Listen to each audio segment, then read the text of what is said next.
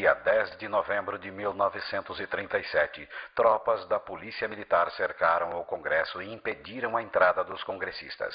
O ministro da Guerra, General Dutra, se opôs a que a operação fosse realizada por forças do Exército. Nesta noite, Getúlio anunciou uma nova fase política e a entrada em vigor de uma nova Carta Constitucional elaborada por Francisco Campos. O Brasil encara uma nova situação. É o início do Estado Novo. Olá pessoal, tudo bem com vocês? Na aula de hoje, então, a gente vai estudar a Era Vargas de 1937 a 1945. Foi o período ditatorial de Getúlio. Para começar, é importante a gente tentar entender um pouquinho o que afinal significa a palavra ditadura. Ditadura, gente, significa um governo autoritário, extremamente autoritário, que acaba reduzindo excessivamente os direitos civis de todo o cidadão. Numa ditadura, o executivo, um líder ou um determinado grupo político é que tem um maior poder, sobrepondo inclusive ao legislativo e ao judiciário. Foi dessa forma, então, que Getúlio Vargas vai levar esse período no governo aqui dentro do Brasil. O Estado Novo, gente, vai ser a denominação que vai ser dada para esse período ditatorial de Getúlio Vargas aqui no Brasil. Esse nomezinho foi dado por Getúlio com influência nos movimentos fascistas que estavam acontecendo na Europa. A influência fascista na forma administrativa que Getúlio vai ter não é algo à toa, pessoal. Getúlio está inserido no contexto em que ele está vivendo. Desde a queda da Bolsa de 1929, a forma de administração liberal, o capitalismo liberal, estava em queda. Cada vez mais a tendência eram governos autoritários, governos totalitários que administrassem mais de perto a economia. Uma forma que foi encontrada, então, para tentar resgatar esses países que haviam quebrado graças à crise de superprodução de 1929. Getúlio vai ser, sim, influenciado por essa forma administrativa que estava surgindo na década de 20 e na década de 30. A primeira medida feita por Getúlio Vargas vai ser escrever uma nova Constituição para o Brasil. Mas, diferentemente do que aconteceu em 1934, quando Getúlio Vargas convocou uma Assembleia Nacional Constituinte para que elaborasse um projeto de Constituição, que por sua vez seria votado, agora Getúlio Vargas vai outorgar, vai impor uma Constituição para o Brasil. Essa vai ter um caráter extremamente autoritário, ditatorial e mostrando forte influência fascista. Daí o apelido que ela vai acabar recebendo por parte da população brasileira e por parte da oposição a Getúlio Vargas, ficando conhecida então como a Constituição Apolaca. Vamos escutar agora um texto bastante interessante retirado do site do Senado brasileiro. A Constituição de 1937, apelidada de Polaca, foi outorgada por Getúlio Vargas e elaborada por Francisco Campos. De forma extremamente autoritária, concentrava todo o poder político nas mãos do presidente da República. Para isso, Getúlio fechou o Congresso Nacional, as Assembleias Estaduais e as Câmaras Municipais, ficando o sistema judiciário subordinado diretamente ao Poder Executivo. Os estados passaram a ser governados por interventores, nomeados pelo próprio Getúlio, que designavam os prefeitos municipais. No dia 2 de dezembro de 1937, o governo, através do Decreto-Lei nº 37, dissolvia todos os partidos políticos. Como podemos perceber pelo texto lido, gente, a Constituição de 1937 vai dar amplos poderes para Getúlio Vargas, ou seja, para o Executivo. Outra característica importante dessa Constituição é o forte papel do Departamento de Imprensa e Propaganda, o DIP, e do Departamento de Ordem Político e Social, o DOPS. O DIP, pessoal, vai ser o órgão responsável por fazer o controle da imprensa dentro do Brasil. Qualquer tipo de censura era o DIP o órgão responsável por fazer. Já o DOPS vai ser a polícia de Getúlio Vargas, controlado por Filinto Miller, vai ser o órgão responsável por fazer prisões, exílios, torturas dentro do Estado Novo. Outra característica importante que temos na Constituição de 1937 é a instituição do estado de emergência, que significa o fechamento do Congresso Nacional, o fim da liberdade de imprensa e o fim definitivo dos partidos políticos que vigoravam até aquele período, como, por exemplo, o Partido Republicano Paulista e o Partido Republicano Mineiro.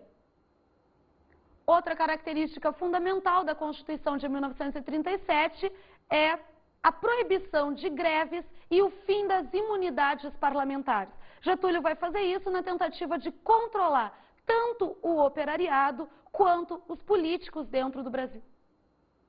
Ainda temos como característica relevante para essa Constituição a permissão de prender, exilar e invadir domicílios sem mandato policial. Getúlio ganha esse direito também, que é, na verdade, realizado através do Departamento de Ordem Político-Social. Também é importante ressaltar que Getúlio vai prolongar o mandato presidencial para 6 anos, ao contrário do que tinha sido colocado pela Constituição de 1934, onde o presidente tinha um mandato de 4 anos. As questões político-econômicas também são fundamentais, gente, para que possamos compreender um pouco melhor o Estado Novo de Getúlio Vargas. Em primeiro lugar, é importante colocar que o modelo político adotado por Getúlio vai ser aquilo que ficou conhecido como o populismo. Esse foi um modelo comum também na Argentina e no México do período, gente. Getúlio Vargas vai adotar esse modelo porque era extremamente importante que ele cooptasse a população, principalmente os trabalhadores urbanos, para que apoiassem o seu governo. Isso é fundamental porque não vamos esquecer que Getúlio entra na presidência da República através de um golpe. E era extremamente necessário, então, que ele tivesse o maior apoio possível ao seu governo. Caso contrário, o seu poder não seria possível. Populismo, gente, é a denominação que usamos para aquele tipo de governo que tem como sua principal preocupação o benefício dos trabalhadores ou cooptar, pelo menos, os trabalhadores. No Brasil, isso vai ser feito através da doação ou da concessão de leis trabalhistas. Mas Getúlio Vargas não vai conceder essas leis por um caráter benéfico ou algum tipo de idealismo.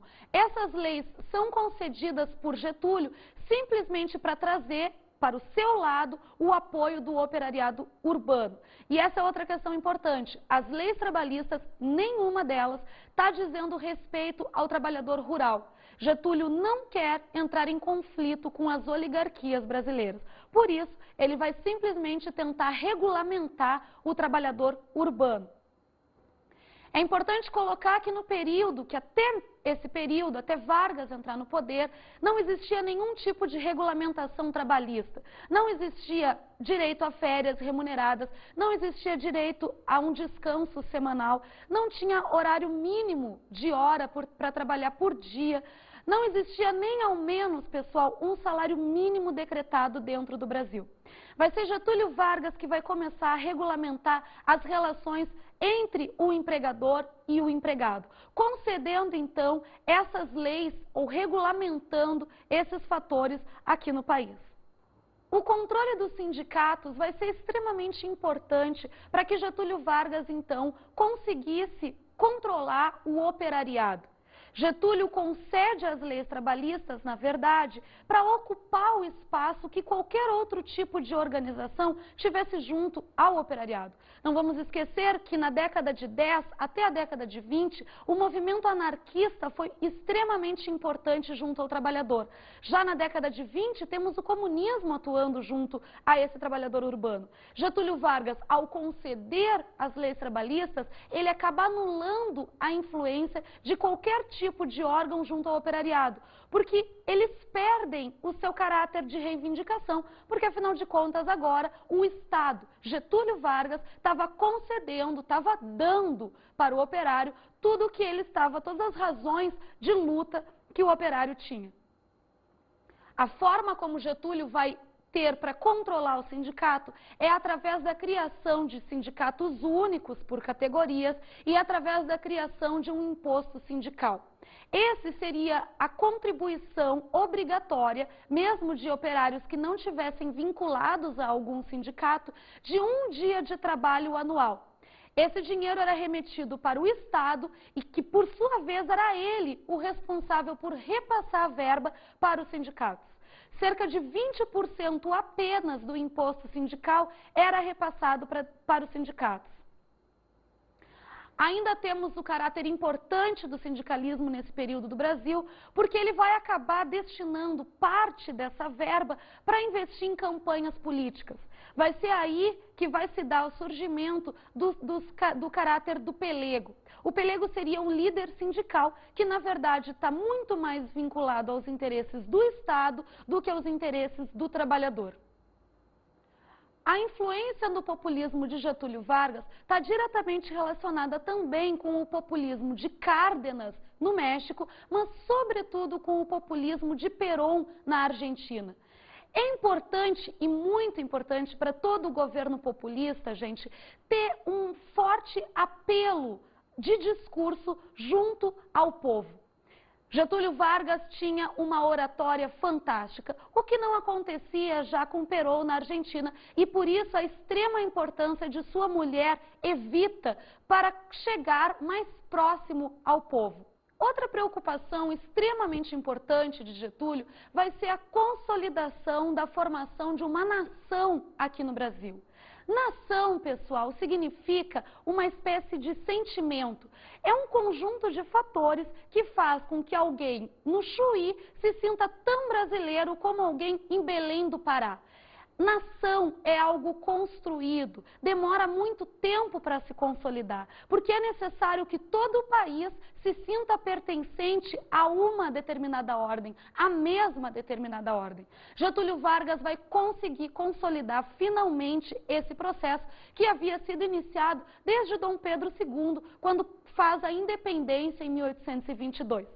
Só que a forma como Getúlio consolida a formação de uma nação no país é um tanto autoritária. Por exemplo, Getúlio vai fazer a queima das bandeiras estaduais, demonstrando que a partir daquele período não existia mais regionalismo. O mais importante seria a bandeira nacional, o mais importante seria o Brasil. Outra questão importante é o fato de Getúlio combater o ensino de idiomas que não fosse o português no país. Italiano e alemão, por exemplo, que tinham forte atuação aqui por causa dos imigrantes, vão ser proibidos e, inclusive, pessoas vão ser presas se insistirem em falar essas línguas. O modelo econômico adotado por Vargas vai ser aquilo que ficou conhecido como nacionalismo. Mas é importante colocar que o nacionalismo de Getúlio Vargas não é o que poderíamos chamar de ortodoxo, de radical. Getúlio, para desenvolver o país, aceita, sim, investimentos externos, aceita capital estrangeiro, o que vai caracterizar, então, um caráter um tanto mais aberto ao seu modelo econômico. Nacionalismo vai ser quando o governo pretende criar estatais. O governo vai interferir diretamente na economia e vai proporcionar a criação de estatais. A criação de indústrias de base vai ser o principal foco de Getúlio Vargas no desenvolvimento dessas estatais no Brasil. Assim vamos ter o surgimento da Companhia Siderúrgica Nacional, criada em Volta Redonda, e também da Companhia do Vale do Rio Doce. A principal inovação de Getúlio Vargas, então, gente, é exatamente essa criação de indústrias de base. Até esse período, a industrialização do Brasil era toda centrada na produção de bens de consumo não duráveis, principalmente, então, a produção de têxteis. Getúlio, desenvolvendo a indústria de base, extração de ferro, extração de aço, vai abrir um novo mercado e importante mercado para o Brasil. É importante colocar que a industrialização brasileira sempre acontece através de surtos industriais. O que significa isso? Sempre envolvido com algum contexto de crise internacional, o país aproveita dessa conjuntura e acaba provocando uma industrialização no país. Isso foi o que aconteceu, por exemplo, na Primeira Guerra Mundial, onde o Brasil vai acabar tendo dificuldade de importar produtos e, com isso, vai acabar dando um incentivo para a produção nacional. Agora, com Getúlio Vargas, também vai acontecer algo muito semelhante, só que devido à Segunda Guerra Mundial. Vamos ter um aumento significativo, então, de exploração e exportação da borracha, do aço e do ferro. Com o capital oriundo, então, da exploração do ferro, da borracha e do aço, um novo investimento para a industrialização brasileira vai acontecer. Só é importante explicar um pouquinho mais, gente, o que significa uma industrialização feita à base de surtos. Isso é colocado, gente, em grandes períodos de industrialização. A industrialização acontece, ela cresce em um determinado momento, sempre vinculada a alguma crise externa, só que em seguida isso diminui. A industrialização vai sofrer um refreamento. E somente as empresas maiores vão se consolidando no país. Vai ser dessa forma, então, consolidando empresas grandes, as empresas maiores, é que a industrialização no Brasil vai sendo realizada. A queda do Estado Novo, gente, começa a ser articulada a partir de 1942. É importante lembrar que nesse período estamos vivendo a Segunda Guerra Mundial. E o Brasil, desde o início, está sofrendo fortes pressões por parte dos Estados Unidos para entrar nesse conflito. Mas Vargas, principalmente por ter fortes tendências fascistas, tenta se manter o máximo possível na neutralidade frente a essa guerra. Mas em 42, um episódio muito importante vai acontecer, que vai acabar provocando, obrigando então a entrada de Getúlio na guerra. Vai ser o ataque que navios brasileiros vão sofrer por parte de submarinos alemães. Ao entrar na guerra, um forte problema começa a acontecer para o governo de Getúlio. É uma espécie de contradição.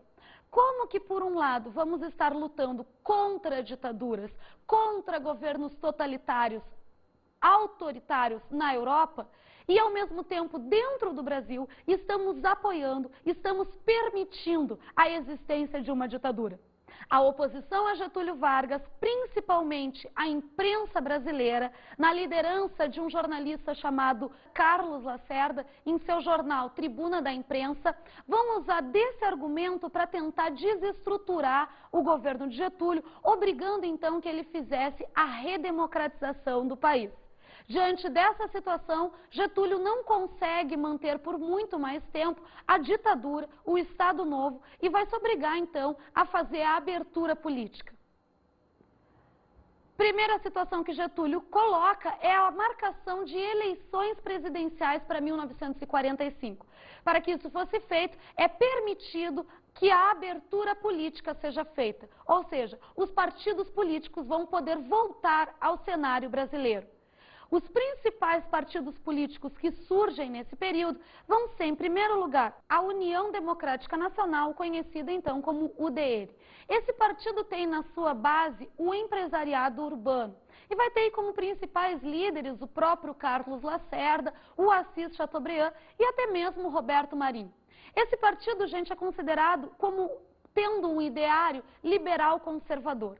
Liberal por ser contra a ditadura de Getúlio Vargas, mas ao mesmo tempo conservador por não pretender maiores mudanças na estrutura político-administrativa do Brasil. Outra característica importante da UDN é a oposição a Getúlio Vargas, ao caráter nacionalista e também aos comunistas no país. Isso vai ser muito importante para os próximos anos, até o golpe de 64 aqui no Brasil. Temos ainda o Partido Social Democrático, o PSD. Esse partido, gente, acaba abrangendo os antigos partidos republicanos que surgiram desde o momento da proclamação da República. Partido Republicano Paulista, Partido Republicano Mineiro, Partido Republicano Rio-Grandense, ou seja, elites rurais. O PSD, gente, é o maior partido no Congresso Brasileiro até 1964. Característica essa não muito diferente do que temos hoje ainda no Congresso. Até hoje, as elites rurais são a maior bancada dentro do Congresso brasileiro. Também é importante colocar que o PSD tem uma característica extremamente conservadora. Dessa maneira, o PSD também se coloca contra a maiores mudanças na estrutura do Brasil. Um fator muito interessante, gente, é lembrar que Getúlio Vargas estava entre os formadores do PSD. Isso não significa que esse partido, durante todo o tempo, é um apoiador de Getúlio, mas, sem dúvida, tem uma forte atuação de Getúlio junto às elites rurais. Outro partido surgido nesse período é o Partido Trabalhista Brasileiro, o PTB. Esse também vai ser um partido que vai ter como um dos fundadores Getúlio Vargas. Vejam a estratégia de Getúlio. Ele consegue, por um lado, o apoio das oligarquias brasileiras através da aproximação com o PSD e, por outro, ele consolida o seu apoio por parte do operariado através da aproximação com o PTB. Vargas age em torno desses dois partidos, conseguindo então uma forte atuação na sociedade brasileira. O PTB é um partido que vai atuar como um partido trabalhista fortemente junto ao operariado urbano e também aos sindicatos. É um partido que durante todo o período vai ser pró-Getúlio Vargas, dando total apoio a Getúlio, apoio incondicional. Um dos principais ideólogos do PTB é Alberto Pasqualini, mas também temos forte atuação de Leonel Brizola. Outro partido importante que vai aparecer nessa época vai ser o Partido Comunista Brasileiro, o PCB. Esse partido não vai ter uma atuação maior dentro do Brasil por causa do PTB. O PTB vai ocupar o espaço onde o PCB deveria estar inserido, ou seja, junto ao operariado. Dessa maneira, esse partido que tem uma tendência marxista não vai ser um partido considerado forte, dando apoio sempre a quem tende a estar no poder. Feita a abertura partidária, abertura essa que coloca pela primeira vez partidos políticos com caráter nacional no Brasil. Até esse período, os partidos são regionais, gente. Seja lá o Partido Conservador ou o Partido Liberal do Segundo Império, sejam os partidos republicanos da República Velha, eles são partidos regionais. Ou seja, não existe um diretório nacional, não existe um comando nacional para esses partidos. Eles vão atuar dentro de cada estado, tendo muitas vezes características diversas de um estado para outro.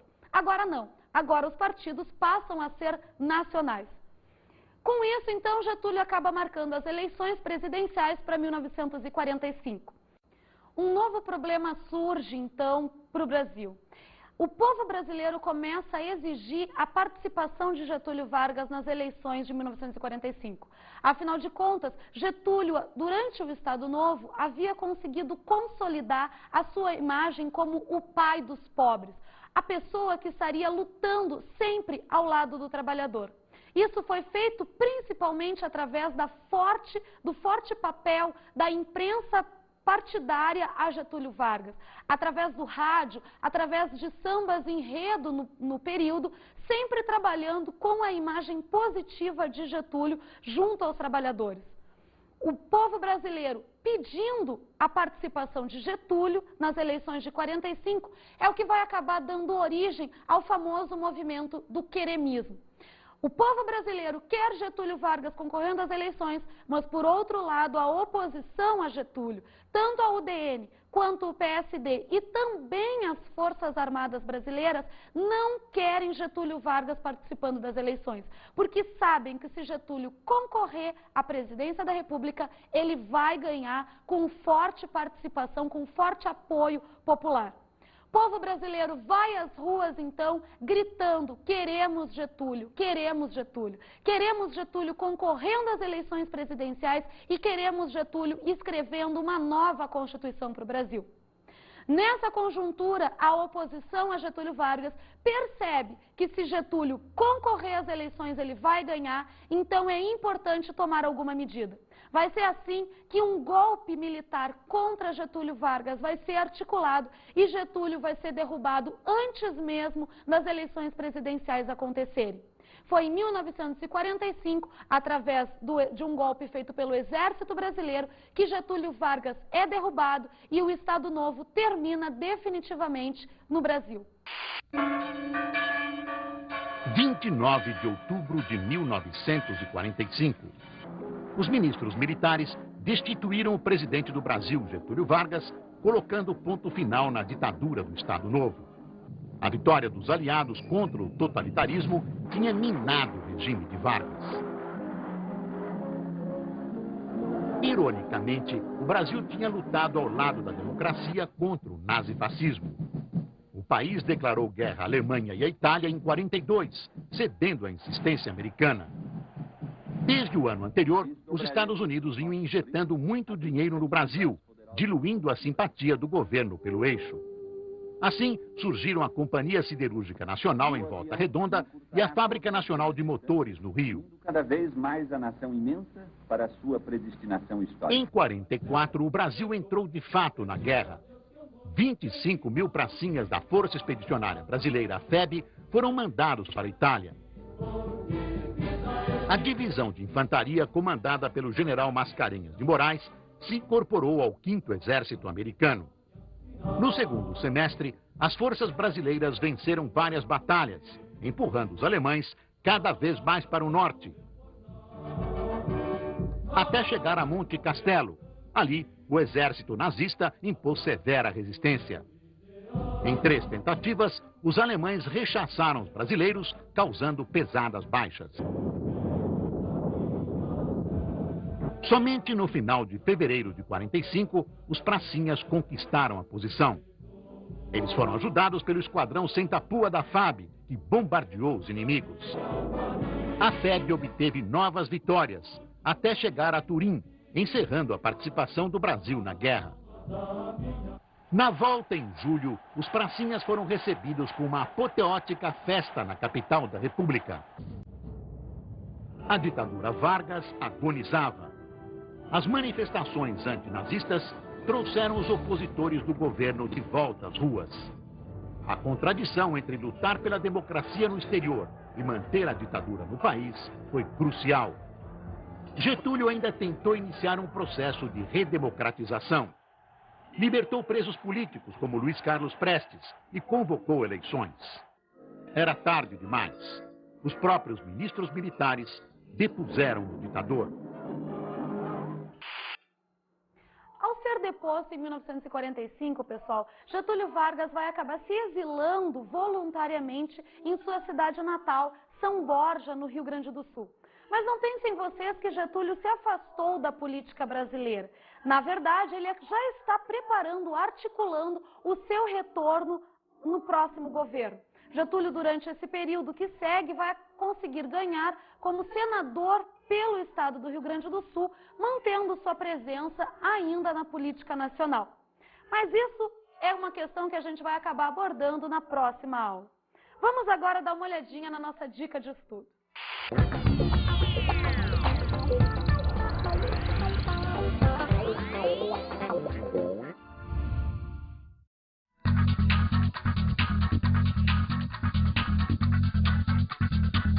Bem, gente, a minha dica de estudos para a aula de hoje é vocês darem uma olhadinha no site www.cpdoc.fgv.br. Esse site é da Fundação Getúlio Vargas e ele é riquíssimo em imagens de época, o que pode tornar muito mais interessante o estudo de vocês sobre esse período denominado de a Era Vargas. Bem, gente, por hoje é só. Até a próxima aula.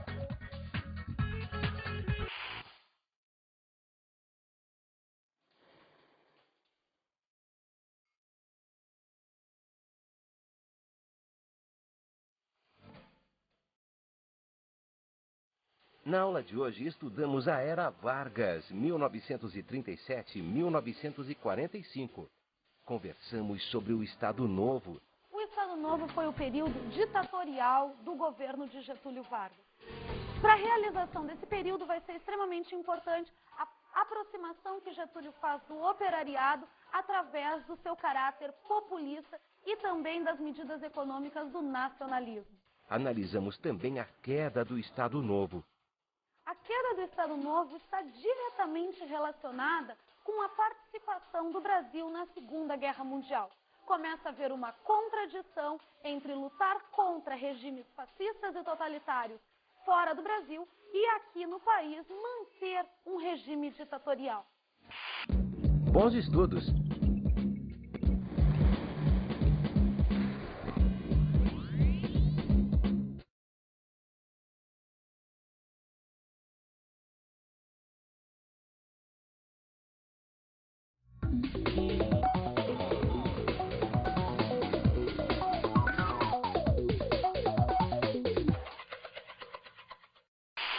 Olá, professor, tudo bem?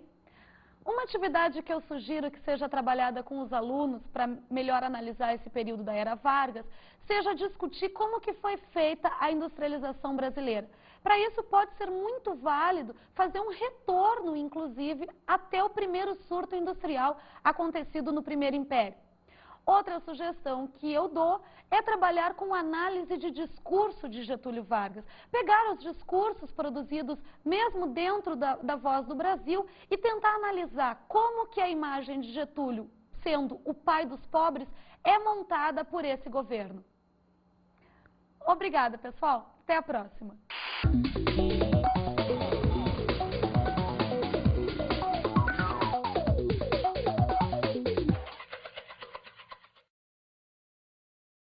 Agora, Getúlio Vargas vai outorgar, vai impor uma Constituição para o Brasil. Essa vai ter um caráter extremamente autoritário, ditatorial e mostrando forte influência fascista. Daí o apelido que ela vai acabar recebendo por parte da população brasileira e por parte da oposição a Getúlio Vargas, ficando conhecida então como a Constituição Apolaca. Vamos escutar agora um texto bastante interessante retirado do site do Senado brasileiro. A Constituição de 1937, apelidada de Polaca, foi outorgada por Getúlio Vargas e elaborada por Francisco Campos. De forma extremamente autoritária, concentrava todo o poder político nas mãos do presidente da República. Para isso, Getúlio fechou o Congresso Nacional, as Assembleias Estaduais e as Câmaras Municipais. Afinal, significa a palavra ditadura. Ditadura, gente, significa um governo autoritário, extremamente autoritário, que acaba reduzindo excessivamente os direitos civis de todo o cidadão. Numa ditadura, o executivo, um líder ou um determinado grupo político é que tem um maior poder, sobrepondo inclusive ao legislativo e ao judiciário. Foi dessa forma então que Getúlio Vargas vai levar esse período no governo aqui dentro do Brasil. O Estado Novo, gente, vai ser a denominação que vai ser dada para esse período ditatorial de Getúlio Vargas aqui no Brasil. Esse nomezinho foi dado por Getúlio com influência nos movimentos fascistas que estavam acontecendo na Europa. A influência fascista na forma administrativa que Getúlio vai ter não é algo à toa, pessoal. Getúlio está inserido no contexto.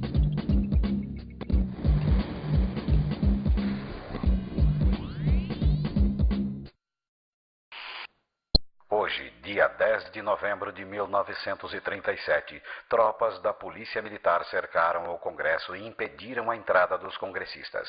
O ministro da Guerra, General Dutra, se opôs a que a operação fosse realizada por forças do Exército. Nesta noite, Getúlio anunciou uma nova fase política e a entrada em vigor de uma nova Carta Constitucional elaborada por Francisco Campos. O Brasil encara uma nova situação.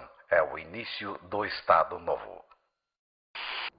Olá, pessoal, tudo bem com vocês?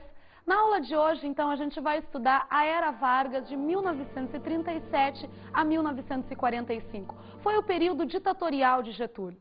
Para começar, é importante a gente tentar entender um pouquinho o que... Ficando o sistema judiciário subordinado diretamente ao poder executivo.